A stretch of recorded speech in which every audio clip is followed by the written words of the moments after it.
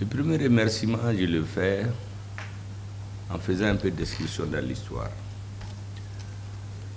Quand je parle souvent, ça ennuie les gens, mais je suis convaincu que des leçons de mémoire qui permettent de savoir où est-ce qu'on est. Vous savez, quand les puissances européennes avaient décidé de partager l'Afrique,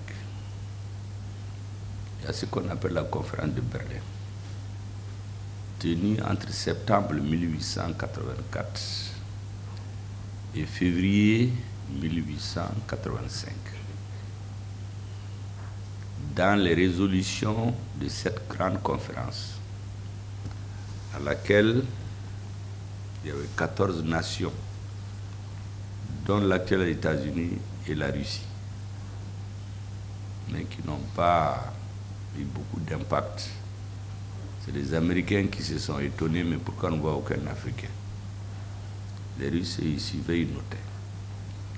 Parce que comme toujours dans les relations internationales, c'est les rapports de force. En cette période-là, c'est la France, l'Allemagne, l'Angleterre, l'Espagne, les Pays-Bas, c'est eux les plus forts. Quand ils ont pris les résolutions, est-ce que vous savez que le colonialisme et le partage de l'Afrique là n'étaient pas dans les résolutions? Qu'est-ce qu'ils ont dit? Ils ont dit qu'en Afrique, il y a deux grands fleuves, le fleuve Niger et le fleuve Congo, qu'ils vont aller pour aider à régulariser la circulation dans ces fleuves. Février 1885. Mais qu'est-ce qu'on a constaté plus tard? Concernant le Congo, on a donné le Congo comme propriété privée au roi Léopold de la Belgique. Les autres, en fonction de ses moyens, ont fait la guerre, on nous a occupés militairement. Ils avaient dit en ce moment qu'ils vont en Afrique, la France pour apporter sa mission civilisatrice, l'Angleterre pour apporter les 3 C, le commerce, la civilisation, le christianisme. C'est ce qui a été dit. Nulle part on n'a parlé de colonisation. Mais une fois arrivés, ils ont divisé l'Afrique, ils ont provoqué les guerres. Comme le terrorisme aujourd'hui, ils sont tous là-dedans. Et le roi Léopold en Belgique, imaginez un peu, pour faire la route Congo-Océan, le chemin de fer, près d'1 million de Congolais ont été tués. Ils sont morts, des travaux forcés. Sur le fleuve Niger, c'est les guerres d'occupation. Dire que le fleuve, c'est sur 1700 km. Dans toutes ces zones, vous remarquez des colonies françaises, anglaises, ainsi de suite. Donc, le fait que ce fleuve, c'est une route nourricière de la sous-région, c'est fondamental. Et toute activité humaine, notamment les hommes qui passent, les hommes vivent maximum 100 ans, c'est fini. En Afrique, 30, 40, 50 ans. Mais le fleuve reste. Vous, nous, les autres, dans quelques années, on ne sera pas là. Mais le fleuve, lui, il reste. Donc je voudrais vous féliciter d'abord pour cette conscience aiguë du sens de l'histoire, du sens des intérêts profonds, des intérêts fondamentaux de notre peuple. Votre association, vous n'imaginez pas. En réalité, c'est peut-être grandiloquent.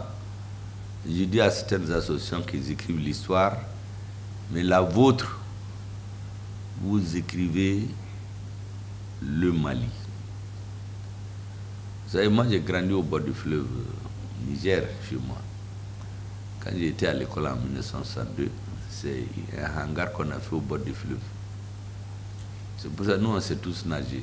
Quand je vais nager, je dis à mes enfants, vous savez nager, ils disent qu'ils ne savent pas. Je dis, nous, à notre temps, là, on te prend, on te jette dans l'eau. ou bien tu vas en bas, ou bien tu te débrouilles pour nager venir. Donc tout le monde sait nager chez nous. Et c'est ce fleuve-là, c'est là-bas que les gens pêchent les poissons. C'était vraiment un fleuve nourricier. À l'intérieur, il y avait les bourgous pour nos animaux. Les pêcheurs pêchaient. Ne parlons pas des autres valeurs nutritives comme l'eau. Donc ce fleuve, ce qui se fixe comme objectif son entretien, en réalité, ils sont en train de sauver le Mali. Ce n'est pas le fleuve seulement que vous sauvez. Vous sauvez le Mali. Et dans votre organisation, je suis très heureux que vous avez eu en son temps un candidat à l'élection présidentielle, a des objectifs que tout candidat à la direction du Mali doit inscrire parmi ses priorités. Parce que comme je vous le dis, sauver le fleuve Niger, c'est sauver le Mali. Maintenant, les individus, vous savez, je vous dis, l'homme ne vit pas longtemps. 40, 50, 100 ans maximum. Pendant cette période-là, il veut bien vivre. Donc, faire des îles. Vous savez, cette année, tous ceux qui sont considérés comme les riches, là, qui ont acheté des îles là, l'eau les a pris où? Ils ont tous été inondés. Leurs villas, leurs maisons, leurs champs, ont bien coulé, mais sirata là-haut. Parce qu'ils sont allés agresser la nature. Tout ça, c'est la cupidité des hommes. Et le fait qu'il y ait une organisation à côté de l'État qui veille sur les intérêts du Mali, je pense que vous devez être félicité pour cela. J'ai tenu à ce que le ministre assiste à cette cérémonie. Parce que d'abord, je sais que lui, son cœur bat pour l'environnement. Il est ministre de l'environnement, mais maintenant, là, nous tous, on est à son école. Il est très actif. Et l'environnement est en train de détruire partout, par la cupidité de l'homme. À l'ouest, la recherche d'or, on empoisonne les cours d'eau. L'eau sale, là, vers le nous au nord, là, on est content, on dit c'est la nouvelle eau. L'eau sale, là, on buvait, nous on avait la diarrhée, on ne savait pas pourquoi. Diarrhée, c'est les saletés du sud là, qui vont là-bas. Nous on va les boire, on dit que c'est la nouvelle eau, on a la diarrhée, on ne sait pas pourquoi. Mais quand j'ai été plus instruit, j'ai compris pourquoi on est malade. Donc il y a une partie de la population, dont des élus, des représentants de l'administration et des étrangers qui sont en train de détruire le fleuve Niger, ses affluents, et compromettre l'avenir de notre pays. J'ai reçu plusieurs associations ici. Voici ce que je leur dis. Je vais vous répéter la même chose. Il faut faire un mémo dans lequel vous allez soulever tous ces problèmes-là, point par point. Ce mémo, je vais l'envoyer à monsieur le ministre. Il est là. D'ailleurs, toutes les associations qui ont passé ici, je leur ai demandé d'envoyer des mémos. On va les concentrer au niveau du ministre. Lui-même, il a ses équipes qui étudient ce dossier. Ils vont faire un dossier, une communication écrite officielle du gouvernement pour que des décisions soient prises. Les lois qui ont été prises, les décrets qui ont été pris mais sans application, des individus qui polluent l'espace. Qu'est-ce qu'il faut faire pour sauver le Mali? Parce que nous, on est là pendant un temps. On n'a pas le droit de compromettre l'avenir des futures générations. Et le jour où vos activités auront des impacts, beaucoup d'entre vous ne seront même pas là peut-être, mais au moins, dans leur vie, en plus de ce qu'ils ont eu pour eux-mêmes, ils auront servi à quelque chose. Ils auront servi à sauver les générations futures. Je voudrais donc vous remercier et vous dire que c'est vrai que l'État a beaucoup de difficultés. Mais la question de sauver le fleuve Niger, aujourd'hui, c'est sauver le Mali. La question de sauver l'environnement, c'est sauver l'avenir des futures générations. Sinon, il n'y aura rien. Je vous dis que chez moi, Il y a des zones où on nageait pour aller. Maintenant, on va à pied. Donc, il y a l'ensablement, il y a les agressions humaines, il y a beaucoup de choses. Donc, que des citoyens s'organisent pour chercher à défendre ce fleuve-là. J'ai fait cette excursion jusqu'à 1885. C'est pour vous montrer. Les gens de ce moment-là, ils sont tous partis. Mais les problèmes sont restés les mêmes. Même ceux qui nous ont mis à l'école, ils sont tous partis. Peut-être dans un certain nombre d'années, on ne sera tous pas là. Mais l'impact de votre travail, l'impact du ministre, son impact sur l'avenir du Mali, il est incommensurable. Vous ne pouvez même pas vous imaginer le rôle que vous êtes en train de jouer pour le Mali. Ce n'est pas une association comme les autres, hein. C'est une association pour le Mali. Et comme je dis, vous ne défendez pas seulement le fleuve. Ça, c'est pour que ça soit, qu'il y ait un impact. Mais en réalité, vous êtes en train de défendre le Mali. Par exemple, ce fleuve-là, le Mali n'existe pas. Vous savez, le fait de protéger ce fleuve-là, de faire les dragages pour le rendre profond, c'est une mission fondamentale pour tout gouvernement conscient de ce pourquoi il est là. Si tant il est vrai que le rôle des gouvernements, c'est de résoudre les problèmes du moment et de l'avenir pour leur pays. Donc je voudrais vous féliciter. Votre mémoire, quand il va nous parvenir, vous allez faire un courrier que vous adressez au Premier ministre. Quand ça vient chez moi, je vais l'envoyer au ministre avec instruction de l'étudier et me donner une suite et de le reverser au dossier qu'il est en train de préparer sur l'environnement pour le gouvernement. Même récemment, il est venu d'Amérique latine dans les grands combats pour l'environnement. Quand je l'ai vu, la première des choses que je lui ai dit, je l'ai même dit à son intérimaire ici, mais quand je l'ai vu, j'ai répété. J'ai dit les dossiers de l'environnement et du fleuve de l'Ouest, là, des orpailleurs traditionnels. Vous venez d'ajouter maintenant les problématiques générales jusqu'à l'embouchure du fleuve Niger.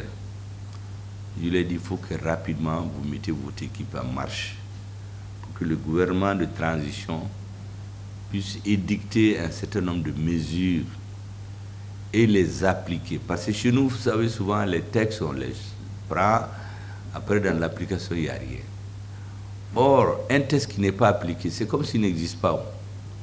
Moi, j'étais dans un gouvernement, on a décidé, par exemple, d'interdire les déchets plastiques, parce qu'on a vu au Rwanda. Mais on a pris le texte, mais zéro. Donc, ça ne nous a servi à rien. Donc, ce que nous voulons, c'est qu'il y ait des actions pratiques pendant la période de la transition. Les gouvernements qui viendront vont suivre. L'avantage de votre dossier, c'est que moi, je suis très conscient. Le président est très engagé dans les problématiques d'environnement. Le ministre, lui, ne parle même pas. Je pense que lui vit de ça. Il sait qu'au-delà de toutes les autres fonctions, là, la préservation de l'environnement, c'est ce qu'il fait pour l'histoire. Parce que c'est ce qui va rester. Pour vous dire combien le fleuve Niger est stratégique. Il y a l'eau, il y a le poisson, il y a tout. Il y a quelques années, nous avions imaginé faire une grande industrie sucrière à côté de Soukala. Moi, j'ai voyagé pour amener 40 variétés de sucre qu'il y a dans le monde, de canne, pour les tester au Mali, pour avoir la canne qui produit le plus de sucre. Et qu'on fasse une industrie sur cette base-là. J'ai vu le président. J'ai dit, monsieur le président, faisons en sorte que, avec la terre, le soleil, l'eau, qu'on devienne le plus grand producteur de sucre en Afrique. Je lui ai dit, si vous arrivez à faire ça, même si vous n'êtes pas dans quelques années, on dira que ça a été fait souvent. Parce que, ce qu'on ne comprend pas, c'est que le sucre, là, quand on le produit, il y a le sucre qu'on mange là. Ça fait 40% de la valeur ajoutée. Le reste là, c'est les bagages pour faire l'électricité, c'est les engrais, c'est les médicaments. Et donc on a fait une grosse étude pour créer la plus grosse industrie sucrière au Mali, en Afrique de l'Ouest. pour être le premier producteur de sucre. 300 millions dans la CEDEAO. On n'a pas besoin d'aller ailleurs d'ailleurs. Mais il s'est trouvé des obstacles. Parce que le sucre que l'on consomme ici, c'est du sucre importé. Et quand les gens l'importent, ils paient les droits de douane, ils payent celui qui est au téléphone, au fax, et puis à Bana. J'ai dit au président, le sucre que nous mangeons là, l'argent va ailleurs. Celui qui l'importe, il paie ses droits de douane, il a celui qui a son fax, c'est lui-même. Le Mali ne gagne pas grand-chose. Quand on fait une industrie sucrière, imaginez-vous, on a calculé, Ségou devait devenir la première industrie industrielle du Mali. On allait employer 400 000 personnes au Mali. Moi, j'étais au Soudan en ce temps. J'ai vu une ville qui s'appelle Kenana. C'est une ville qui, en 1975, comportait 250 habitants. Mais en 2004 ou 2006, quand j'y étais, c'est une ville de près de 250 à 500 000 habitants. C'est une ville industrielle. Ils ont leur équipe de football. Ils ont tout. Les camions sont là, entre eux, Khartoum, les œufs, la viande, tout ce que vous voulez. On a voulu faire la même chose au Mali. Comme je vous l'ai dit, on a fait venir des gens, des Européens, des Américains, des Sud-Africains. On a expérimenté sur les 40 variétés de sucre. On a trouvé celle qui produit le plus de sucre.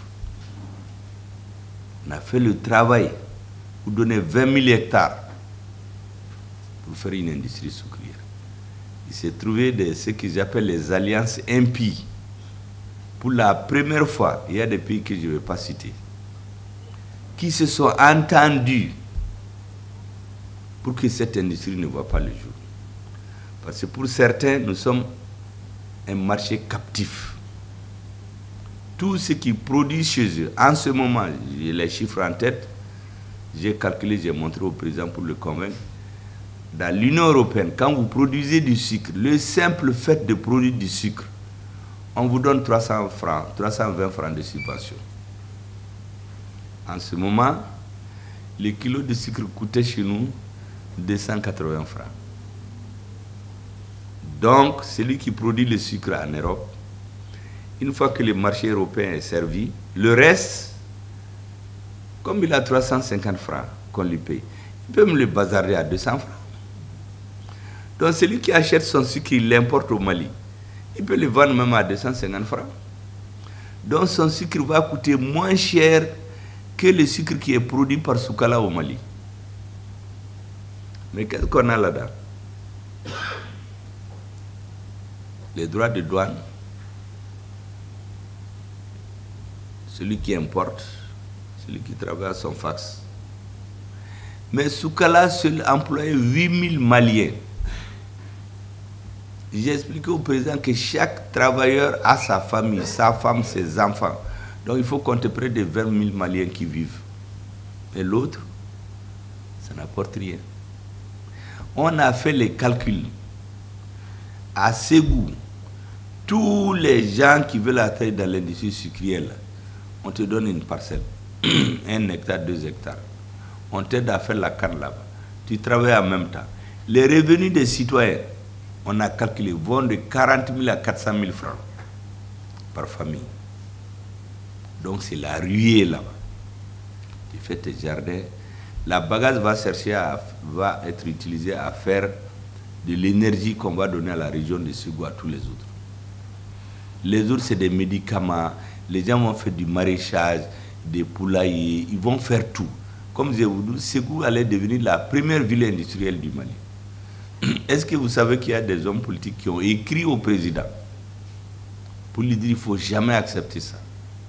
Si ça marche, le ministre de l'Industrie et du Commerce, c'est un homme politique.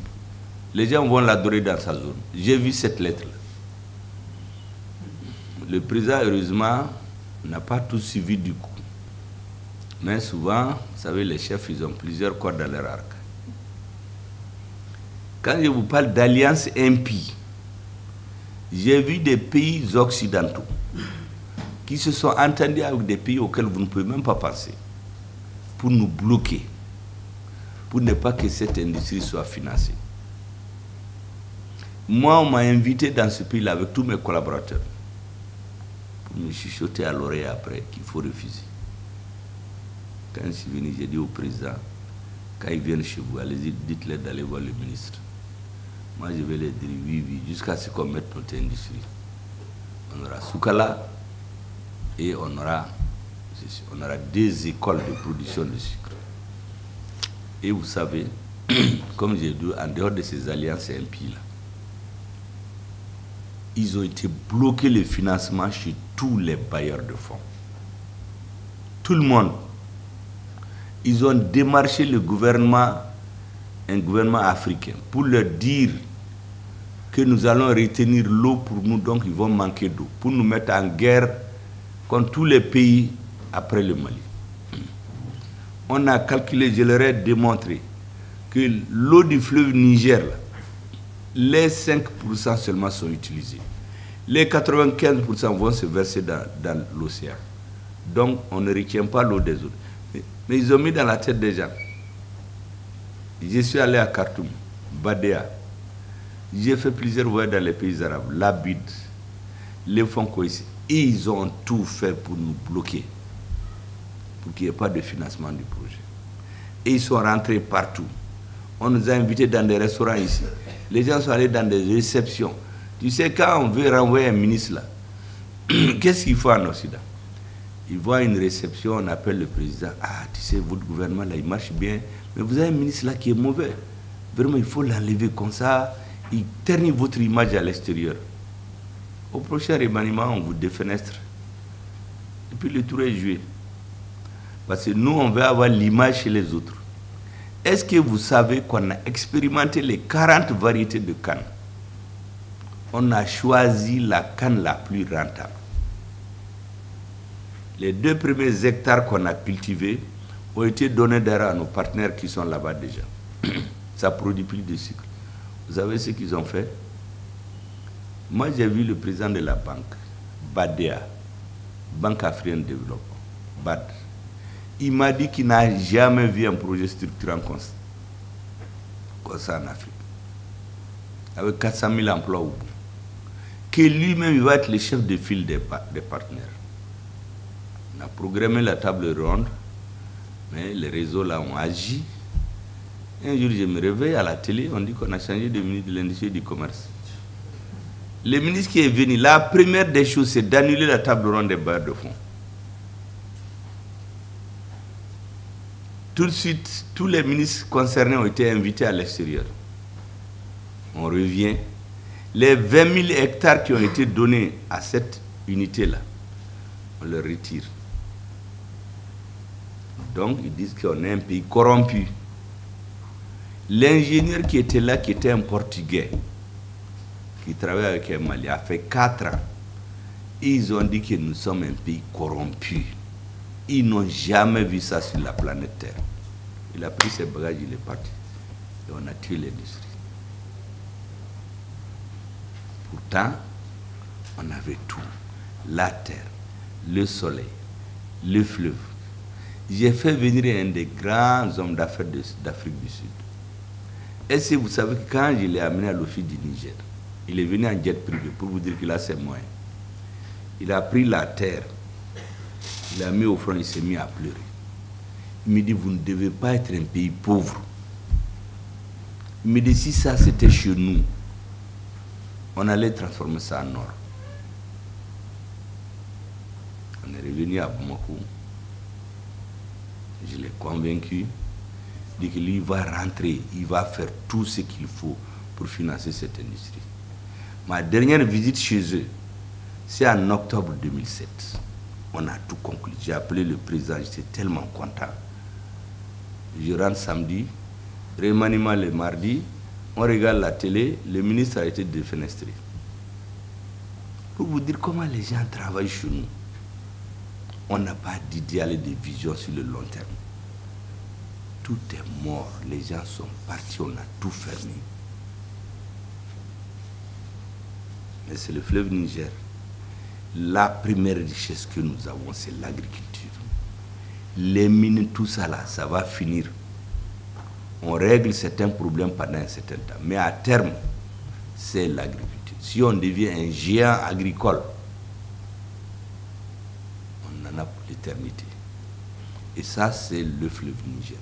J'ai fait tout ce développement-là, apparemment, c'est pour vous montrer seulement que pendant que vous vous battez pour sauver ce fleuve, tous les gens qui sont conscients, qui sont dans de hautes responsabilités, de longue date, et maintenant, vont travailler. Parce que quand ce fleuve est sauvé, les agriculteurs, les pêcheurs, les sucriers, les bateaux, et ceci et cela, les piroguiers, tout le monde va avoir son compte.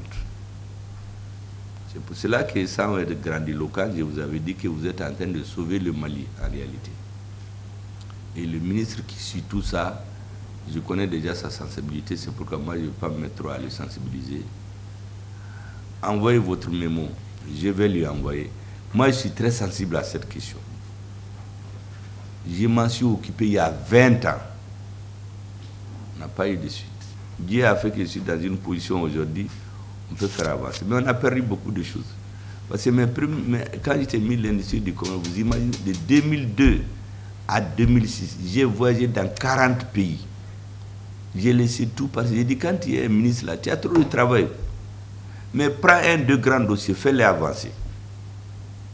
Et nous nous étions jurés qu'avant 5 ans, on fera du Mali le premier grand producteur de sucre en Afrique.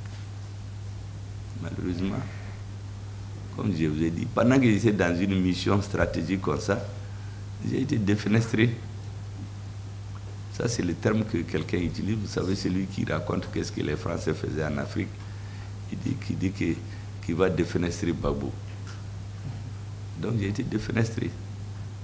Ce fleuve-là, c'est la vie du Mali. Toute tentative d'atteinte à l'intégrité du fleuve Niger, c'est d'une vision à court terme.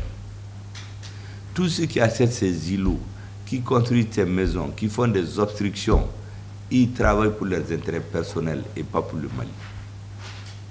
Donc je voudrais, Président, vous saluer, vous remercier et vous dire de continuer. Votre travail va au-delà du gouvernement de transition. Vous êtes en train de travailler pour le Mali. Et vous devenez des alliés objectifs de tout dirigeant qui a une conscience claire de pourquoi il est ministre, pourquoi il est Premier ministre, pourquoi il est président. Parce que comme je dis, le rôle des dirigeants, c'est de laisser des traces en quittant. Parce que personne n'est éternel. Le jour où on doit partir, où on doit rendre compte, au moins on puisse montrer quelque chose. Et ce jour-là, on va se rappeler de votre association. En tout cas, moi, personnellement, ça me touche profondément. Votre ministre, comme je vous dis, lui, c'est un adepte de l'environnement. Lui, il n'a même pas sensibilisé. C'est pourquoi je ne vais même pas parler d'une porte déjà ouverte, là, je ne vais pas la défoncer encore. Mais continuez, ne baissez pas les bras. Même s'il n'y a pas de résultats immédiats, là, il ne faut pas vous décourager. Parce que l'effort, la réussite d'un homme, c'est comme un enfant. Tu commences à marcher, tu tombes, tu te lèves, tu tombes malade, tu guéris, jusqu'au jour où tu vas marcher la tête droite. Donc, si vous avez des obstacles dans les gouvernements pour telle ou telle raison, il ne faut pas baisser les bras. Continuez à tenir. Les équipes gouvernementales vont changer. Il y aura des moments où la sensibilité de votre ministre sera très forte. Vous allez faire avancer le dossier. Il y aura un autre moment, ce serait moins fort. Vous pouvez avoir un moment où vous avez un président très environnementaliste. Vous pouvez avoir un président qui n'est pas sensible. Mais l'extérieur, je vous assure, toute action stratégique va être combattue à mort. Et par des gens que vous n'imaginez même pas. En plus de ce que vous imaginez. Toute grande action du Mali va être combattue. Vous avez le sucre qu'on nous envoie là. Je vous ai dit que c'est le sucre, c'est un marché captif. Pour l'acheter, vous savez comment ils font. Ils nous font ce qu'ils appellent les PPTE, pays pauvres très endettés. On donne de l'argent à nos gouvernements.